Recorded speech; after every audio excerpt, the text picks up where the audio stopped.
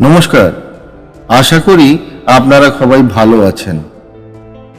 আজ আপনাদের সামনে নিয়ে এসেছি অজয় রায়ের অ্যাডভেঞ্চার সমগ্র থেকে একটি গল্প, কেল্লা পাহাড়ের গুপ্তধন। আশা করি গল্পটি আপনাদের ভালো লাগবে। আজ এই গল্পের প্রথম পর্ব শুরু করার আগে আপনাদের কাছে একটি ছোট্ট অনুরোধ, আপনারা প্লিজ আমাদের এই চ্যানেলটিকে লাইক, শেয়ার এবং সাবস্ক্রাইব করুন।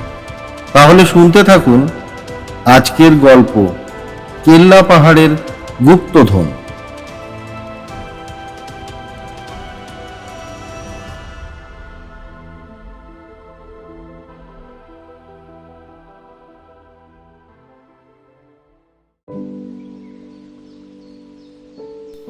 চৈত্র মাস। রতন এসে প্রস্তাব দিল, চল কেওনঝড়গড় বেরিয়ে আসি, ওখানে আমার ছোট কাকার বাড়ি। রতন ও আমি ছেলেবেলার বন্ধু। ও ভূতত্ত্বের ছাত্র, আপাতত গবেষণা করছে। আমার বিষয় প্রাচীন ভারতীয় ইতিহাস। আমিও গবেষণা করছি একটি ফেলোশিপ পেয়ে প্রত্নতত্ত্ব বিভাগে। কেওনঝড় উড়িষ্যার শহর, এইটুকু জানতাম, তার বেশি কিছু না। তাই প্রথমটা একটু গাঁইগুঁই করছিলাম। রতন তাড়া দিয়ে বলল, চ চ, প্রাগ ঐতিহাসিক কথাকারে।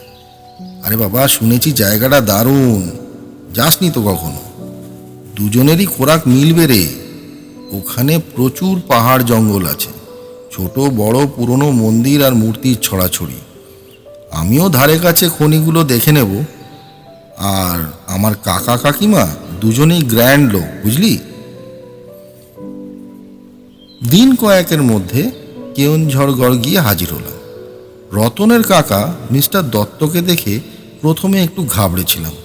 বয়স প্রায় 50 বছর, লম্বা ভারিক্কি সুপুরুষ চেহারা, গায়ের রং টকটকে ফর্সা, মাথায় কাঁচা পাকা চুল, খুব কম কথা বলেন, নাম করা ইঞ্জিনিয়ার।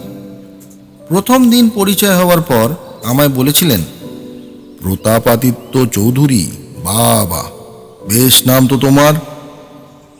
কেমন ইতিহাসের গন্ধ আছে, তাই না? রতন পাশ থেকে টিপ্পনি কাটে। মিস্টার দত্ত একটু হাসেন, ব্যাস, আর কথাবার্তা হয়নি তার সাথে। খুব ব্যস্ত মানুষ, তবে সাদাসিধে। কাকিমা অবশ্য ভারী আমোদে। আমাদের পেয়ে মহা হইচই জুড়ে দিলেন। চট করে জেনে নিলেন আমি কি কি খেতে ভালোবাসি। তিনি খানিক আমাদের সঙ্গে আড্ডা দেন, আর খানিক রান্নাঘরে ঢোকেন। এই চলল তার রুটিন। আসলে রতনকে এরা ভীষণ ভালোবাসেন। এদের ছেলেপুলে নেই। রতনকে দেখেন নিজের ছেলের মতো। রতন সুযোগ পেলেই কাকার কাছে বেড়াতে আসে, তবে এবার এসেছে অনেক দিন পরে, তাই খাতির যত্নটা কিঞ্চিত বেশি। কেওনঝড়গড় আসার পর দ্বিতীয় দিন সকালে কাকাবাবুর কোয়ার্টারের সামনে লনে পায়চারি করছি আমি আর রতন। এমন সময় হঠাৎ এক ভদ্রলোক এসে দাঁড়ালেন সামনে। শ্যামবর্ণ, নাদুস নুদুস, মাঝারি হাইট, গোলগাল হাসি হাসি মুখ, মাথার সামনের দিকে একটু টাক, নীল শার্ট ও সাদা ফুল প্যান্ট পরা। ঝুঁকে পড়ে রতনের হাত আঁকড়ে ঝাঁকিয়ে বললেন, গ্ল্যাড টু মিট ইউ। তারপরেই আমার সঙ্গে এক দফা হ্যান্ডশেক। বস, মানে দত্ত সাহেব বললেন আপনাদের একটু ঘুরিয়ে টুরিয়ে দেখাতে, হেল্প করতে। তারপর রতনের মুখের পানে তাকিয়ে, আপনি বুঝি দত্ত সাহেবের ভাইপো? ঠিক, চেহারায় ভারী মিল। এমন হুড়মুড়িয়ে কথা বলছিলেন ভদ্রলোক যে রতন থতমত খেয়ে বলল, আগে হ্যাঁ আমি। আপনি? আমি আমি চন্দ্রদুলাল বোস। ভদ্রলোক আমাদের দিকে তীক্ষ্ণ দৃষ্টিতে জরিপ করতে করতে বেশ সজোরেই বিড়বিড় করে চললেন, 25-26-এর বেশি নয়, অ্যাটলিস্ট 10 বছরের সিনিয়র হব। অতএব ব্রাদার এবং তুমি, কি আপত্তি আছে? খানিকক্ষণ সময় লাগলো হেয়ালি বোধগম্য হতে। তারপর বললাম, আরে না না, আপত্তির কি আছে, নিশ্চয় তুমি বলবেন। ভদ্রলোক খুশিতে উজ্জ্বল হলেন। রতন মিটমিটিয়ে দুষ্টু হেসে বলল, আর আমরা যদি ডাকি বোসদা, আপত্তি আছে কি? Certainly not, certainly not. বোসদার সঙ্গে দারুণ জমে গেল। পরে জেনেছিলাম উনি কেওনঝড়ে এসেছেন মাত্র 2 বছর, বিয়ে করেছেন বছর 3। তবে ফ্যামিলি মানে স্ত্রী থাকেন দেশের বাড়ি বর্ধমানে, বোসদা এখানে একাই থাকেন। জায়গাটা খুব সুন্দর, পুরনো আমলের ছোট শহর, দেশীয় রাজার রাজধানী ছিল। শহরের চারপাশে পাহাড় ও জঙ্গলে ঘেরা। কলকাতা থেকে এসে ভারী আরাম লাগে। মিস্টার দত্তর গল্প করার ধাত নয়, তবে নজর ঠিক আছে। একদিন চা খাচ্ছি, এমন সময় সামনে এসে দাঁড়ালেন। জিজ্ঞাসা করলেন, তারপর কেমন বেড়াচ্ছ? বোস সব দেখাচ্ছে তো? বললাম, নতুন আর পুরনো দুটো রাজপ্রাসাদ দেখেছি, এবার জগন্নাথ মন্দির দেখতে যাব। ধারে কাছে নাকি অনেক প্রাচীন মন্দির আছে। মিস্টার দত্ত বললেন, আছে বই কি, উড়িষ্যা হচ্ছে মন্দির আর মূর্তির দেশ। পুরী, কোনারক, ভুবনেশ্বরের কথা ছেড়ে দিলেও আমি ঘুরতে ঘুরতে দেখেছি কত অজানা ছোট গ্রামে কি সুন্দর মূর্তি আর বিগ্রহ। মাঠে ঘাটে পাওয়া যায় কত মূর্তি, বিশেষ করে পাথরের তৈরি। সামান্য দামে লোকে সেসব বেচে দেয়। আমার ড্রয়িং রুমে যে পাথরের যক্ষ মূর্তিটা রয়েছে, ওটা এক ওভারসিয়ার আমাকে প্রেজেন্ট করেছে। কি সুন্দর না? সেই দিনই গেলাম জগন্নাথ মন্দির দেখতে। কে জানতো সেখানে আমাদের জন্য অপেক্ষা করে আছে এক চমক।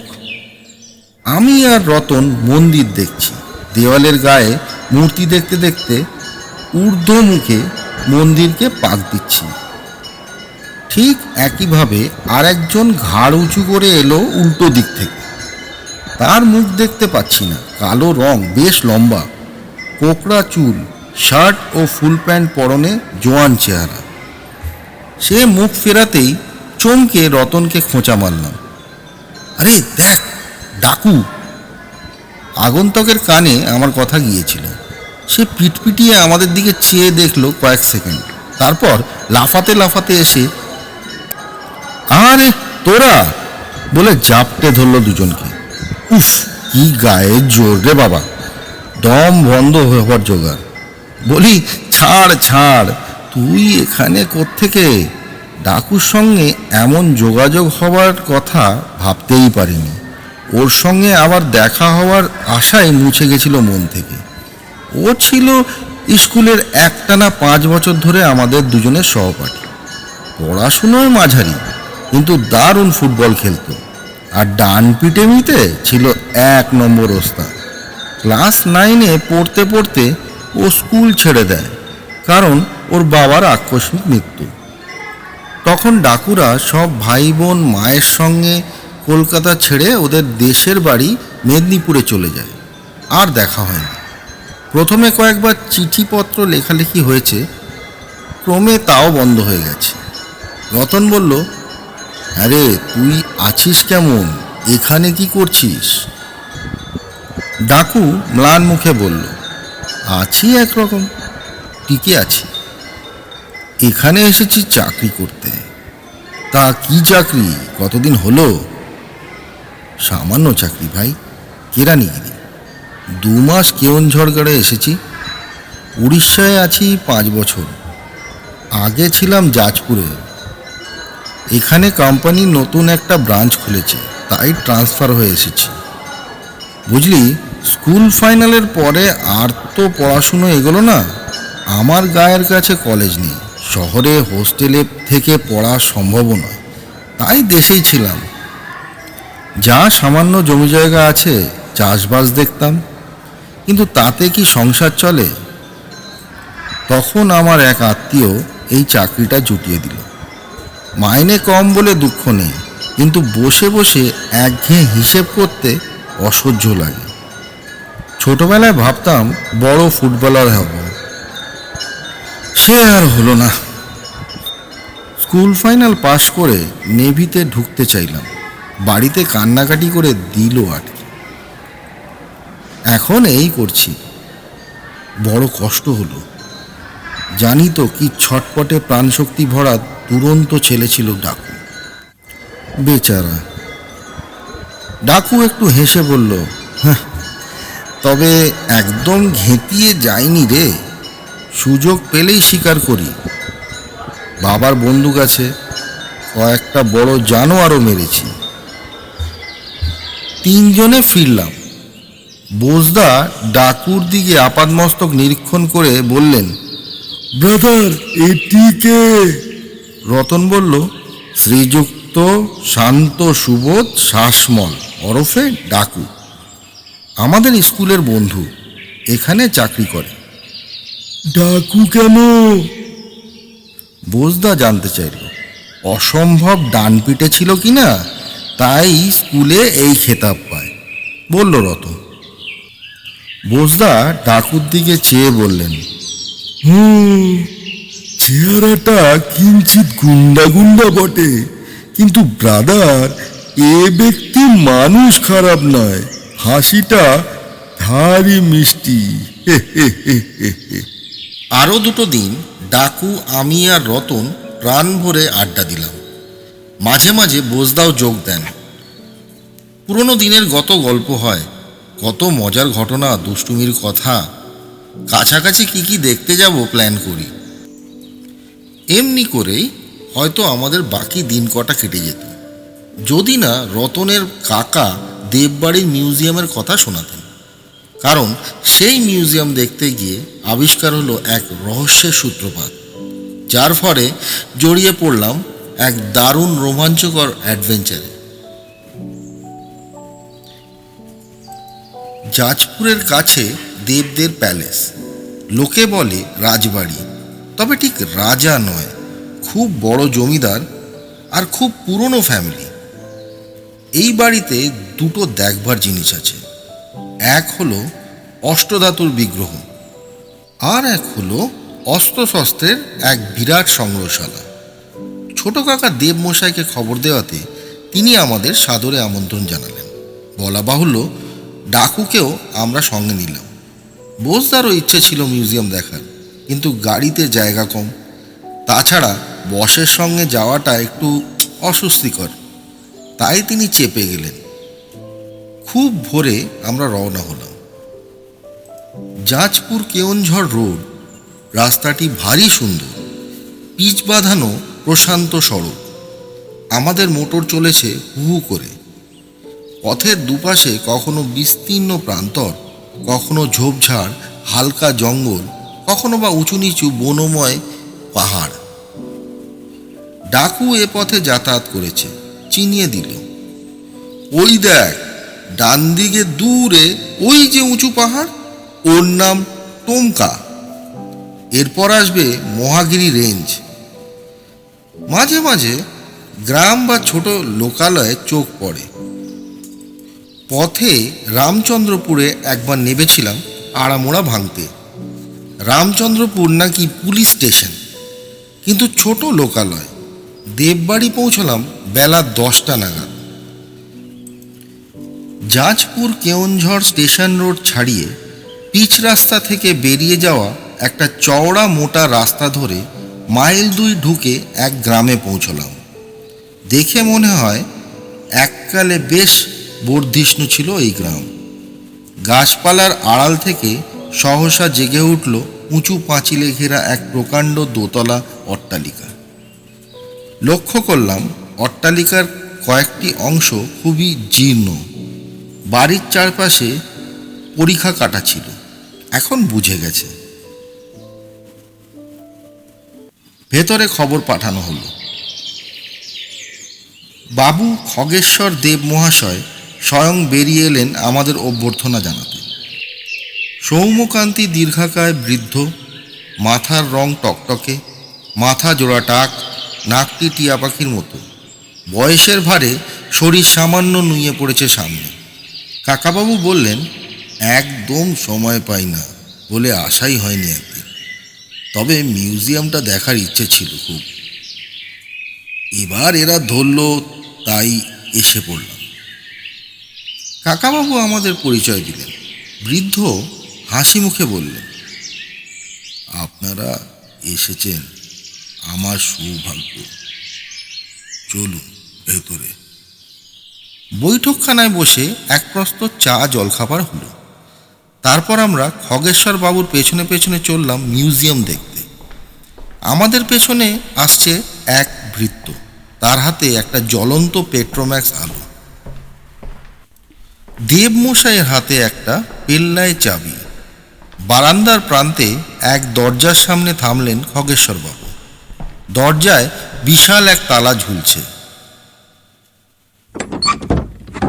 ঝনাত করে তালা খুললেন দেবমশাই, তারপর ধাক্কা মেরে দরজা ফাঁক করে দিলেন।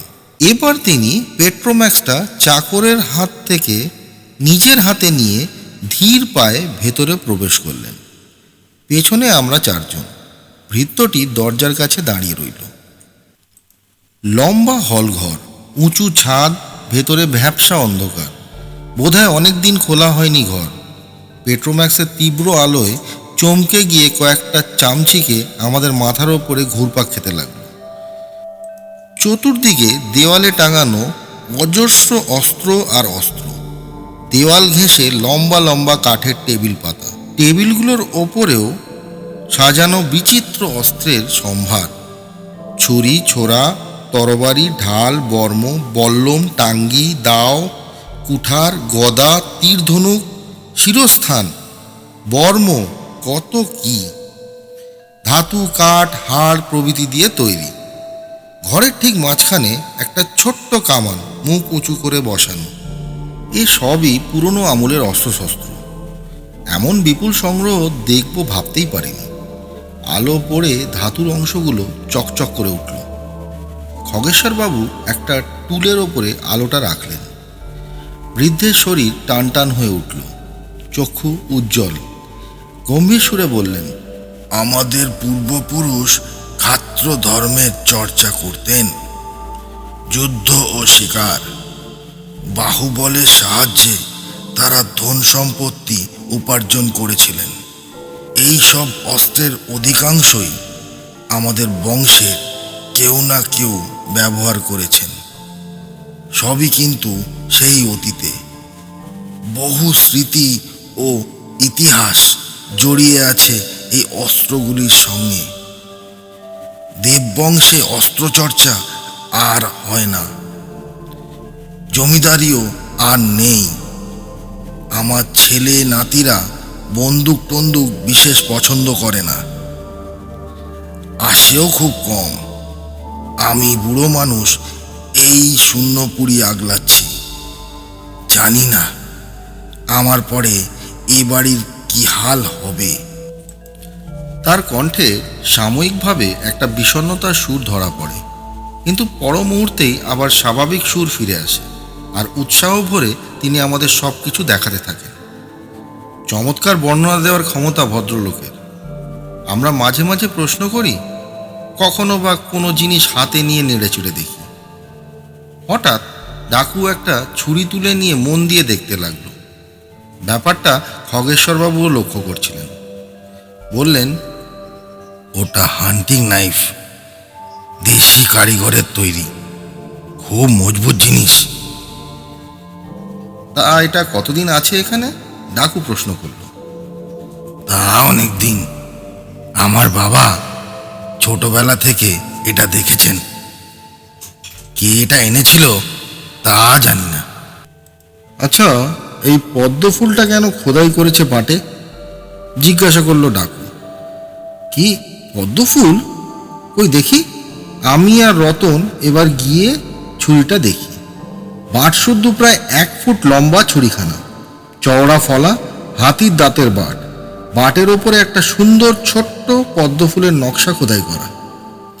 দেবমশাই ডাকুর হাত থেকে ছুরিটা নিয়ে কারুকার্যটি দেখলেন, তারপর বললেন, খেয়াল খুশি মতো নকশা করেছে হয়তো, কিংবা কারিগরের নিজস্ব ছাপ হতে পারে। মানে ট্রেডমার্ক আর কি। ও, ডাকু ছুরিটা রেখে দিল একটু অন্যমনস্কভাবে। ওই সামান্য ছুরি সম্বন্ধে আমাদের বিশেষ আগ্রহ ছিল না।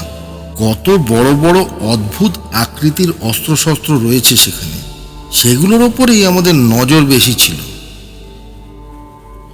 ঘন্টা দুয়েক পর আমাদের মিউজিয়াম দেখা শেষ হলো।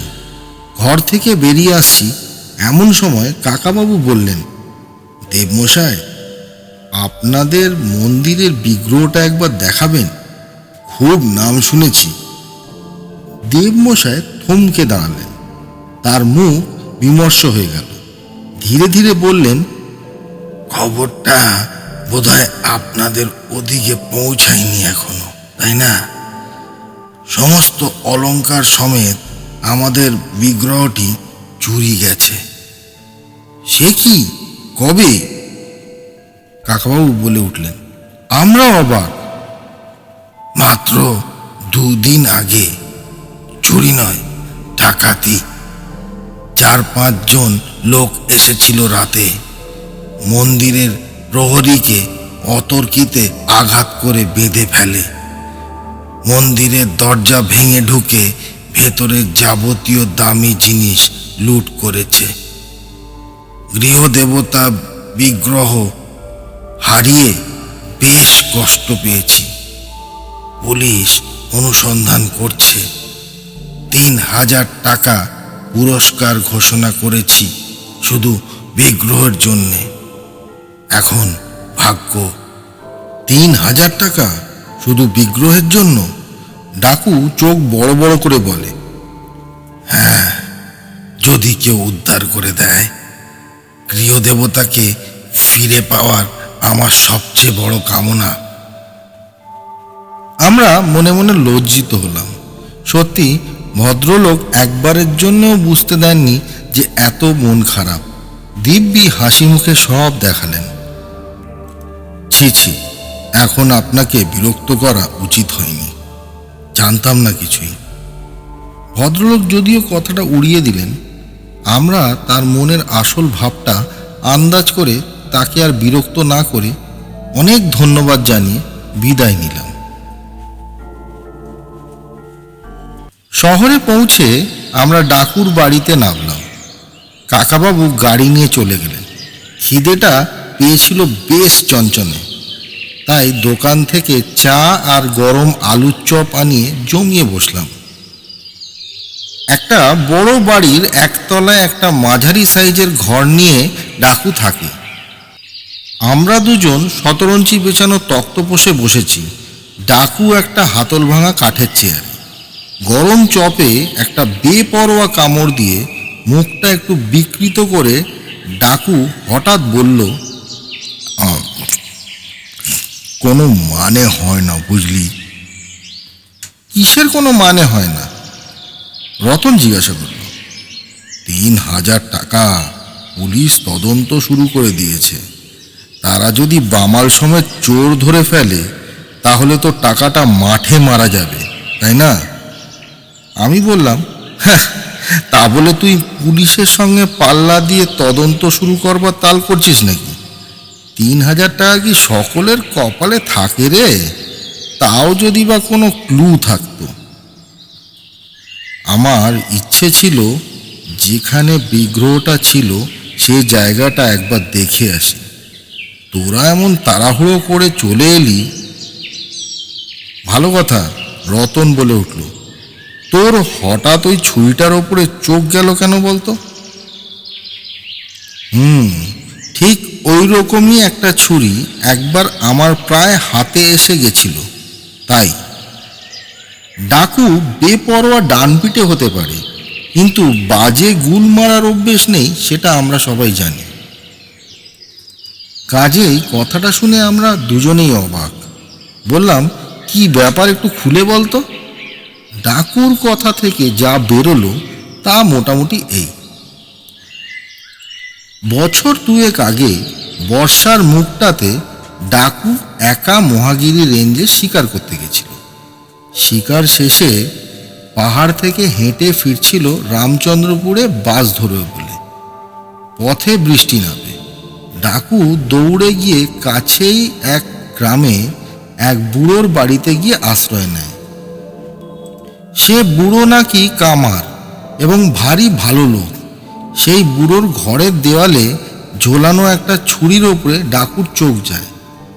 দেবদের অস্ত্রাগারে দেখা পদ্ম মার্কা ছুরির প্রায় ডুপ্লিকেট, সেই রকম সাইজ, সেই রকম ফলা, কেবল হাতির দাঁতের বদলে কাঠের হাতল, কিন্তু হাতলে অবিকল সেই রকম পদ্মচিহ্ন। ডাকু নাকি ছুরিটা অনেক করে কিনতে চেয়েছিল, কিন্তু বুড়ো কামার কিছুতেই রাজি হয়নি। সে বলেছিল যে এই ছুরির ফলার ইস্পাত লোহার সঙ্গে একরকম বিশেষ ধাতু মিশিয়ে তৈরি করেছে এবং এই মেশাবার কায়দা নাকি ওই বুড়ো কামারেরই এক পূর্বপুরুষের আবিষ্কার করা। এইসব ইস্পাতের জিনিস আগে বুড়োর পূর্বপুরুষরা বানাতো রাজা, জমিদার, সেনাপতি, এইসব বড়লোকদের জন্য। এখন এসবের কদর নেই, চাহিদাও নেই, তাই বানানো প্রায় বন্ধ করে দিয়েছে। ওই একটি ছুরি তাই অতি যত্নে রেখে দিয়েছে কামার। ডাকুর ওই বর্ণনা আমাদের দুজনেরই কৌতূহল জাগিয়ে তুলেছিল। অবশ্যই সেটা দুটো আলাদা কারণে। ডাকু থামলে পর আমি প্রথম প্রশ্ন করি, গ্রামের নামটা মনে আছে তো? বাহ, মনে থাকবে না? ডাকু বেশ জোরের সঙ্গে উত্তর দিল, আরে জগন্নাথপুর। কেন, তোর কি যাবার শখ হয়েছে ওখানে? ও ছুরি দেবে না বুড়ো। আমি ডাকুর কথা অগ্রাহ্য করে আর একটা প্রশ্ন করলাম, আর বুড়ো কামারের নাম? মানে বংশীধর পাত্র। আর কিছু জানতে চাস? না, জানতে চাই না, যেতে চাই জগন্নাথপুরে। তবে ছুরি হাত করতে নয়, ছুরিটা কিভাবে বানিয়েছিল বংশধর পাত্র সেটা জানতে।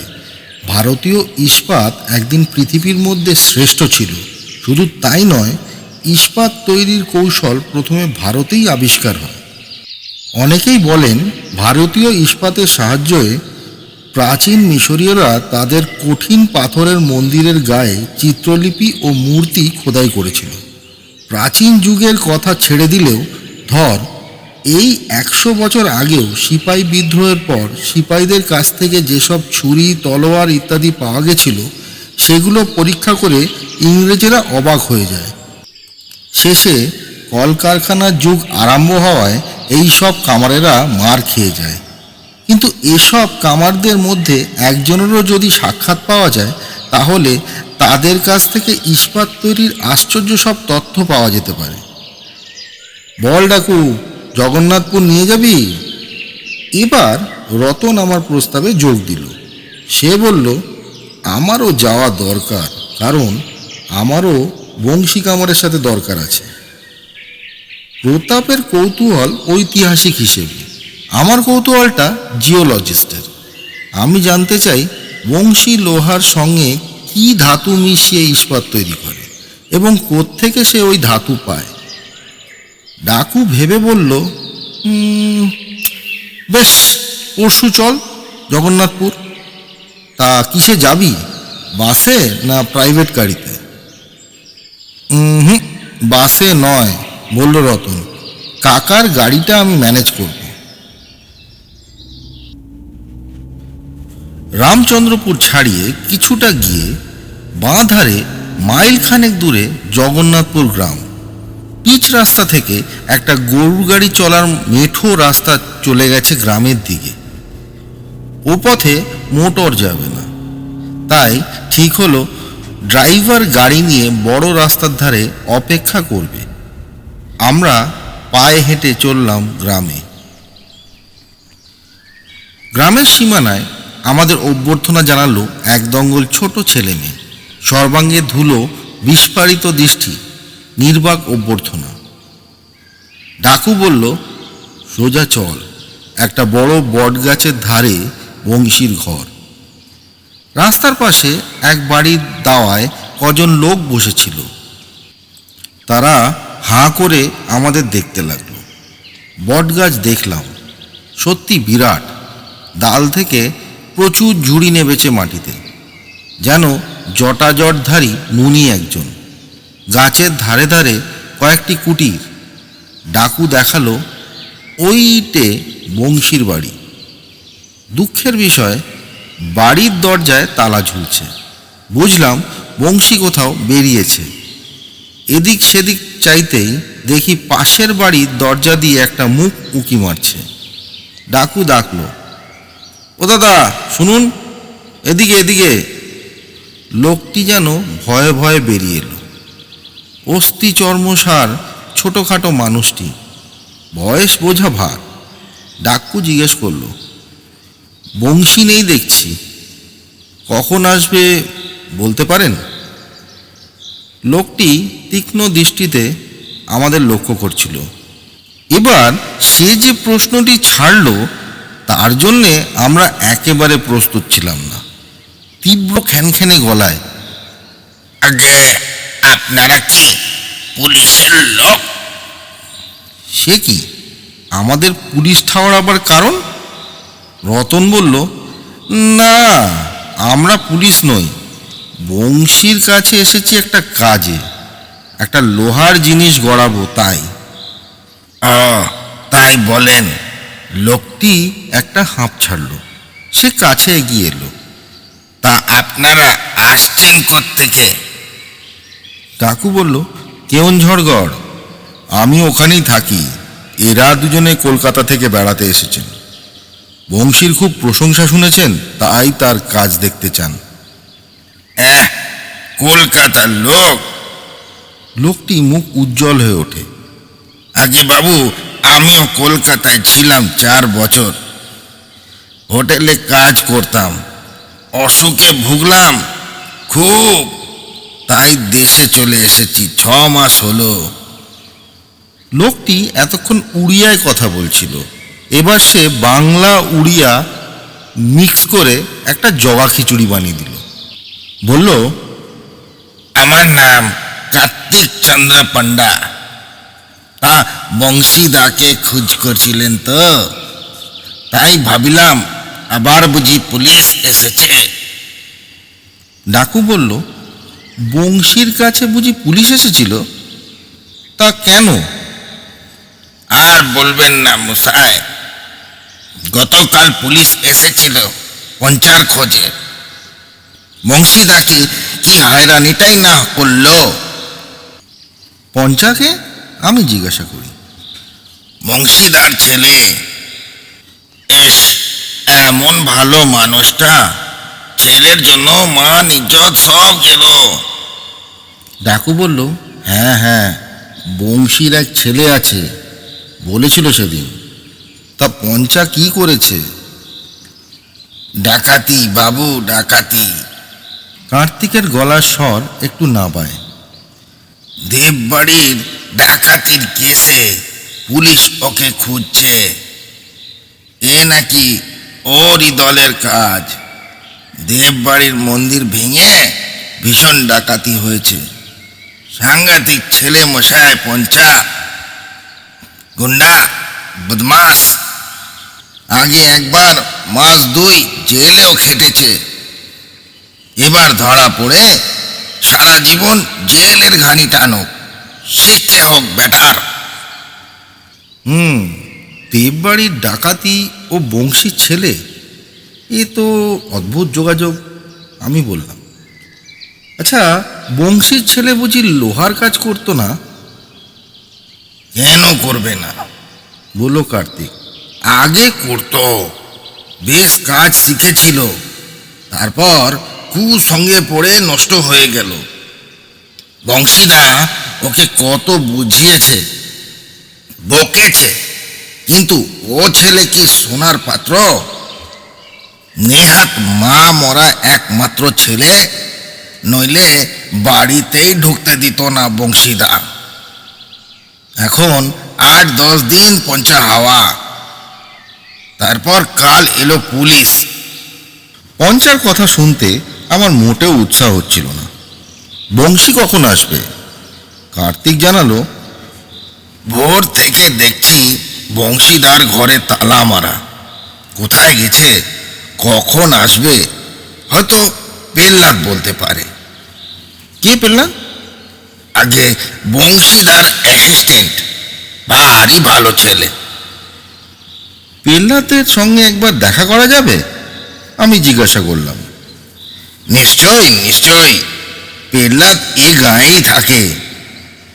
ওরে ওরে, ওই ওই ছোঁড়া, এদিকে আয়, এদিকে আয়, যা তো পেল্লাদকে ডেকে নিয়ে আয়। বল কলিকাতা থেকে বাবুরা এসেছেন, তাকে ডাকছেন। কার্তিক একটা ছোটখাটো ছেলেকে পাঠিয়ে দিল। আমি লক্ষ্য করেছিলাম বটতলায় অনেকগুলো উনুন, ওগুলো লোহা গলাবার চুল্লি, সবই প্রায় ভাঙা, শুধু একটা আস্ত আছে। চুল্লি শক্ত মাটিতে তৈরি, তলাটা গোল, প্রায় 3 ফুট ব্যাস। তলা থেকে ওপরে গম্বুজের মতো সরু হয়ে গেছে।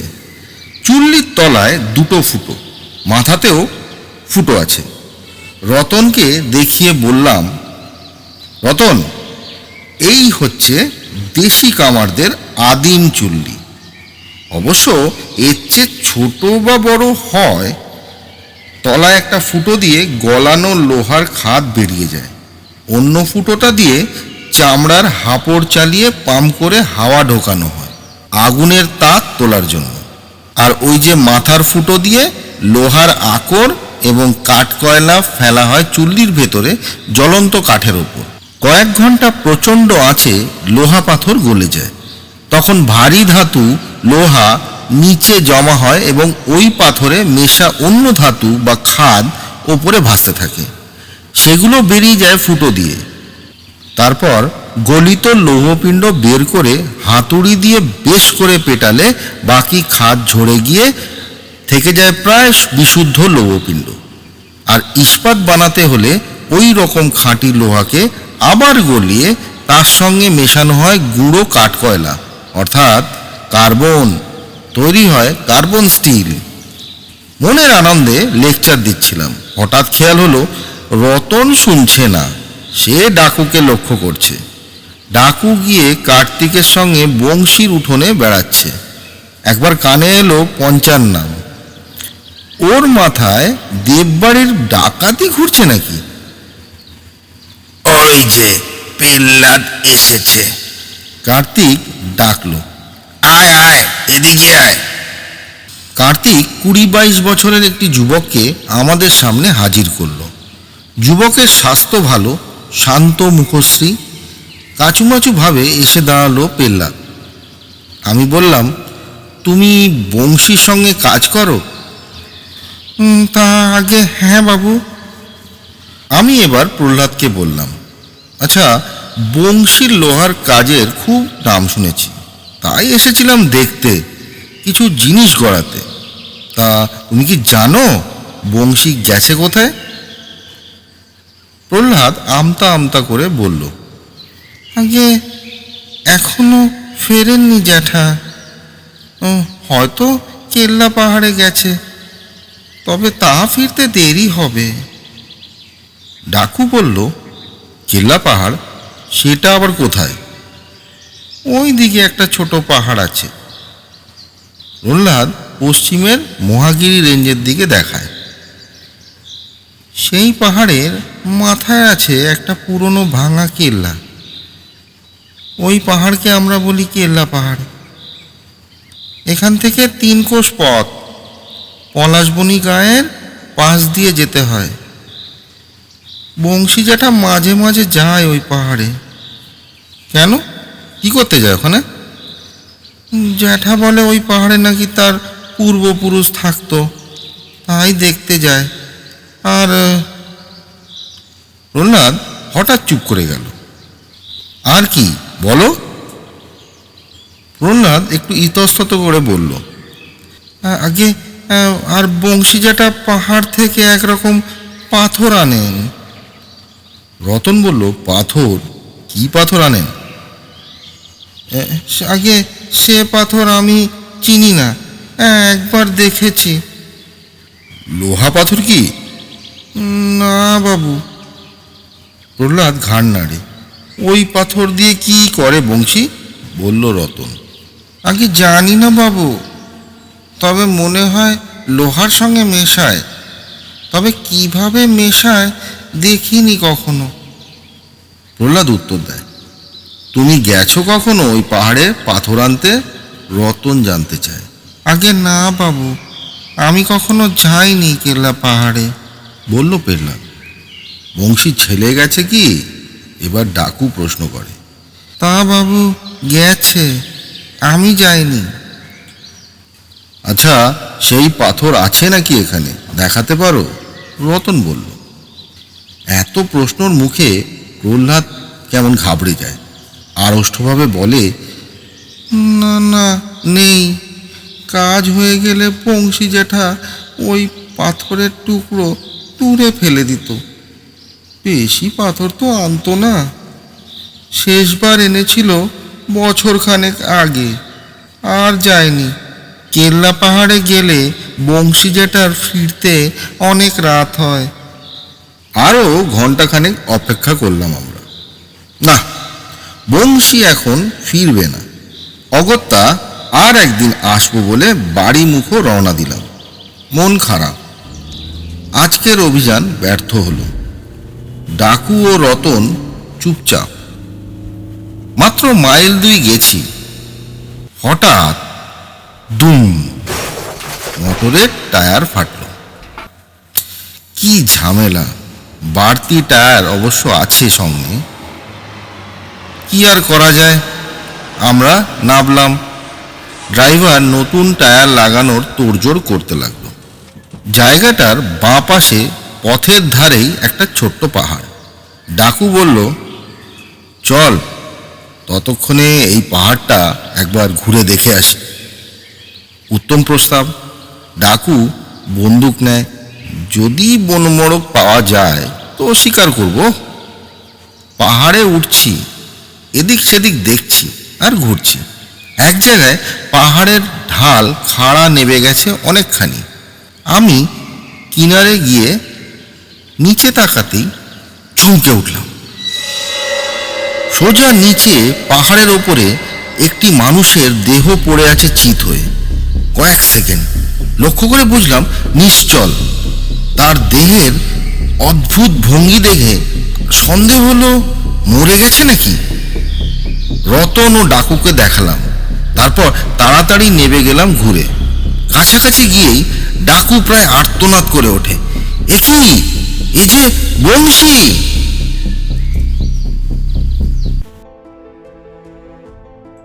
এতক্ষণ শুনছিলেন শ্রী অজয় রায়ের অ্যাডভেঞ্চার সমগ্র বইটি থেকে কেল্লা পাহাড় গুপ্তধন নামক গল্পটির প্রথম পর্ব।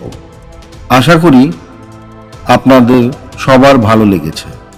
এই গল্পের পরবর্তী অংশ খুব শীঘ্রই নিয়ে আসবো আপনাদের সামনে। ভালো থাকুন, সুস্থ থাকুন। নমস্কার।